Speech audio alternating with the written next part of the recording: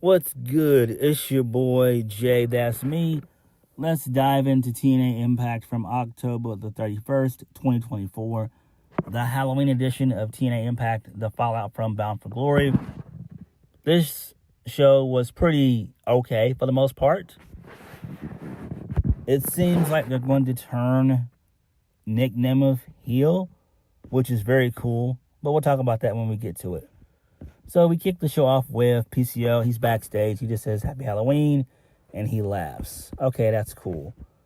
Moving on. So Frankie Kazarian, he comes out. He's dressed as Joe Hendry, and he does a terrible Scottish accent. He says, we believe in 252 pounds of pure defecation. He says he lost at Bound for Glory, but he can still be their hero and sing songs and smile like a moron. He says when you hear his name, he appears. So, Joe Hendry came out, the real one, and he said he thought that Joe Hendry says that Kazarian thought this would upset him, but it's actually quite amazing. He says after 47 years in the business, Frankie Kazarian is finally entertaining. Joe Hendry says Frankie Kazarian took something away from him and the people. He knows he knows that Frankie Kazarian, John Latefield, JBL, and Nic Nemeth were in on it. So Nic Nemeth comes out. This pisses him off.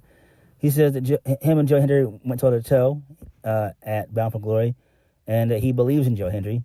He said he watched the match and he didn't see JBL clock Joe Hendry or Frankie Kazarian. He said he decided that he deserved a rematch. So he went to go talk to Santana Marella to get the title match made official for tonight.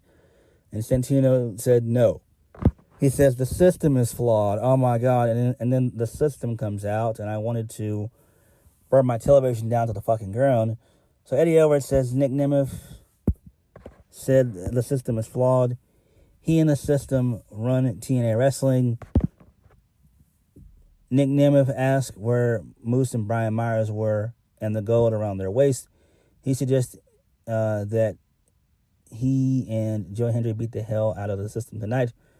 Frankie Kazarian suggests they make it a six-man tag, and then both Nic Nemeth and Joe Hendry, they beat the shit out of Frankie Kazarian with a super kick and the standing ovation. So this was pretty cool.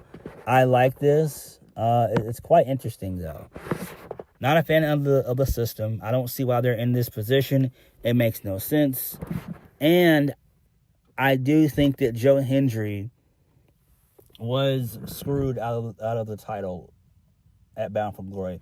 I feel like TNA should have called an audible, and they should have given it to Joe Hendry. He's the most over in their company right now. Look, I like Nic Nemeth, but he's not as over as Joe Hendry. Joe Hendry is massively over. And I don't know why TNA refused to not put the title on Joe Hendry. Maybe that they figured, well, he's going to leave in the next few months anyway and go to WWE. So no, but I don't know. But at Bound for Glory, Joe Hendry should have been champion. Moving on, I wanted to burn my television down to the ground again. We saw Alicia Edwards' boring, lame-ass show up. So she gets on the mic and she says that we deserve a new knockout champion. We saw a new knockout champion at Bound for Glory. She said that Masha Slamovich is on borrowed time. Then Masha comes out and says everyone is sick and tired of hearing her voice, and I agree. We are tired of hearing Alicia Edwards' voice. She fucking sucks. Same thing with Eddie Edwards. They both fucking suck. She says she doesn't care if it's her or Tasha, but she's looking for a fight tonight. And then Masha beats up Tasha Steelz, and then both Tasha Steelz and Alicia Edwards beat up Masha Slamovich, and Jordan Grace comes out to make the save. Santino Marella, he then comes out and he says next week they're going to have a tag match Alicia Edwards and Tasha Steelz versus Jordan Grace and Masha Slamovich. And then he also booked the main event, which was Joe Hendry and Nic Nemeth versus The System, which features Moose. I mean, no, my bad. Which features Eddie Edwards and JDC. Fuck this. Moving on. This leads us into the first match of the night. First Class, which is Casey Navarro and AJ Francis. They defeated the Rascals, Trey Miguel, and Zachary Wentz, which pissed me off. This makes no sense. Moving right along. So Josh Alexander, he comes out with the good hands. Oh my goodness. What the fuck is TNA doing? He says that he's in a bad mood, so he suggests the fans in Detroit try not to make it any worse. He says he shouldn't be in a bad mood because he embarrassed Steve Maclin and he did it all by himself. He said he's in a bad mood because of the Northern Armory. He says the Northern Armory were denied at customs. He says that he wouldn't be surprised if anyone, somebody stooged them off. Josh Alexander said he enlisted the help of the Good Hands tonight, and if they do well tonight, there might be more for them in the future. So this leads us into the six-man tag, Josh Alexander and the Good Hands versus Eric Young, Jonathan Gresham, and Steve Maclin. The babyfaces win, so Steve Maclin gets the win via the Buzaico knee into the KIA for the 1, 2, 3. This is fine. I didn't watch the match. I don't give a fuck about any of these guys involved except for Jonathan Gresham. And thankfully, Jonathan Gresham is on his way out from TNA. So he'll probably go to NXT along with Jordan Grace. Then, for whatever reason, we saw part of the match between Mike Bailey and Vikingo from Bound for Glory. I don't know why the fuck TNA did that. I thought that was kind of stupid. Moving right along. So Trent Seven, he has a backstage with segment with Mike Bailey. So Mike Bailey tries to cheer up Trent Seven. So the System, they show up. Oh my God, what the fuck is TNA doing? So Moose says he wants the X Division Championship. Mike Bailey suggests the X Division is about no limits. And if he wants a shot at it, he's more than welcome. Oh my God, what the hell? What the hell? No, this is all bad, TNA. This is all bad. Moving on, Ash by Elegance defeated Danny Luna with the help of Heather by Elegance. So this is great. So this sets up a tag match. It'll probably take place at the next TNA Plus event. So that's fine there. And we all saw this coming. This should be good. The only problem with TNA is that they have no Knockouts tag division. They don't. So I don't know what to tell you there.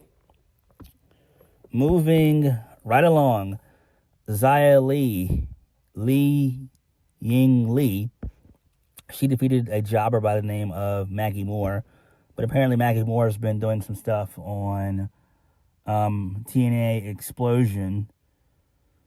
So that's taking place on, I think it's the TNA YouTube channel and on TNA Plus. So I guess that's fine there, but it is what it is. The problem with TNA is this.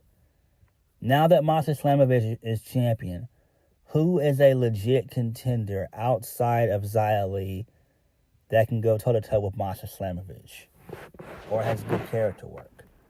I hope that TNA, either by the end of the year or either early next year, they're able to bring in either Lacey Evans, a.k.a. Macy, I can't remember her actual last name, or they can bring in Mandy Rose / Mandy Sachs. They need someone of that ilk. TNA has to realize they are going to lose Jordan Grace next year. She's done. She's already made an appearance for NXT already. This is her second appearance this year. No, this is her third appearance this time this year for NXT for Jordynne Grace. TNA has got to really get serious about rebuilding this Knockouts division. Seriously. They're about to lose one of the biggest stars that they've ever had in the last, 4 or 5 years. They've already lost Deonna Purrazzo. They're on the verge of losing Jordynne Grace. And you have Xia Li and Masha Slamovich. Those are the only two legit contenders that you have. And you have no one else. You know, Heather by Elegance is doing some really good character work with Ash by Elegance, but that can only last for so long. Again, TNA needs to really start trying to rebuild that Knockouts division. Seriously, because they're going to need it. They are going to need it. They are going to need it. So, Savannah Evans, who's been gone for months, I don't know how long she's been gone, maybe a good 7-8 months or whatever. I thought she may have gotten released, if we're being honest. I thought she may have gotten quietly released, but that wasn't the case. So she came out and she beat the shit out of Xia Li. So I'm guessing this is going to lead to a feud between the two. This is fine. Moving on. Mike Santana, he's backstage. He says that he's the only man in TNA who's taken on the system one by one. He says that he took down another former world champion in Moose, but nothing was greater than getting that phone call from his baby girl.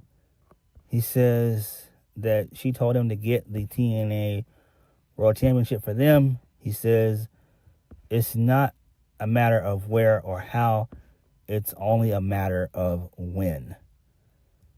So, this was good. I am a fan of Mike Santana, but Mike Santana is not someone that you can build TNA around. I like Mike Santana. I could see him being X Division champion, but if he were to be a world champion, he probably would have it no more than about 3 months. He just screams transitional champion to me. TNA really needs to start bringing in people who can pop them a rating. Hopefully, they can bring in Elias, aka Elijah, or try to bring in Velveteen Dream. And I think Velveteen Dream is just wrestling on the indies sparingly right now. But that would be great once TNA loses Josh Alexander and Joe Hendry sometime next year. Then maybe they can make a phone call to Elias and Velveteen Dream and bring those two guys in. And at least TNA would be somewhat credible and somewhat believable. I know next year they're trying to go live and stuff and everything. But in order for that to happen, they have to have a real serious roster. And that's just one thing that TNA lacks. They've lacked that for quite some time now. And it's not good. It's just not. Macklin is not a top guy. Josh Alexander is not a top guy. Most of their top guys, as of recently, are not top guys. Those are low mid-card guys. Even guys like Moose and Eddie Edwards, those guys are not stars that you can build the company around anymore. You can't build the company around those guys. They have to move away from the Frankie Kazarians and the Eric Youngs and so on and so forth. You know, bring in guys that you can make a buck with. And, you know, that's the main issue with TNA. Like, I do like it. The product is okay. But at the end of the day, they don't have any real serious main event guys. All these guys that I just named to you guys are just low mid-card guys. And even if they were in WWE or AEW, they would be the same thing. They would just be low mid-card guys. Josh Alexander's not going to be a top guy. Steve Macklin, same thing. Like, those guys just are not top guys. They're not. Like, Steve Macklin's only option was TNA. If not TNA, it was going to be either NWA or GCW, or just run the indies, do what Matt Cardona's doing, basically. But even that would get old after 6 months to a year. So, I don't know, man. But TNA has to do better, and they have to start bringing in newer faces. It's just time. Especially if they want to be taken serious as a wrestling promotion. Main event of the evening, Joe Hendry and Nic Nemeth versus The System, Eddie Edwards and JDC. I wanted to burn my television to the fucking ground, and that was the fact that Eddie Edwards actually defeated Nic Nemeth via the Boston Knee Party. And then post-match, Nic Nemeth and Joe Hendry, they argued, and then when TNA went off the air, I went on Twitter, and they argued some more. Ryan Nemeth and Joe Hendry, they had a couple of choice words back and forth. And so I assume next week it's going to be a one-on-one match between Joe Hendry and Ryan Nemeth. And maybe that's when we see the turn of Nic Nemeth, him turning heel and siding with his brother. So I do like that. That's very, very cool. This was an okay show from a storyline perspective. So I get why they did what they did with Joe Hendry. Hopefully JBL can get involved in this. Like, I'm not saying he has to show up on television or anything like that. Maybe he could just like do a vignette via Twitter or Instagram, something like that, where he, explains why he attacked Joe Hendry. Maybe just say, do something with Twitter for like a minute where he just, talks about it for like maybe no more than 90 seconds and that's it, something like that. But it's interesting to see where they go with Joe Hendry and Nic Nemeth going forward now that Bound for Glory is over with. But this was a very tamed and lackadaisical episode of TNA Impact. It's fine. Hopefully next week is better, but the only thing that really happened was just the Joe Hendry, Nic Nemeth arguments. That's all. Everything else on the show was okay. But what did you guys think? Like, comment, subscribe. Peace.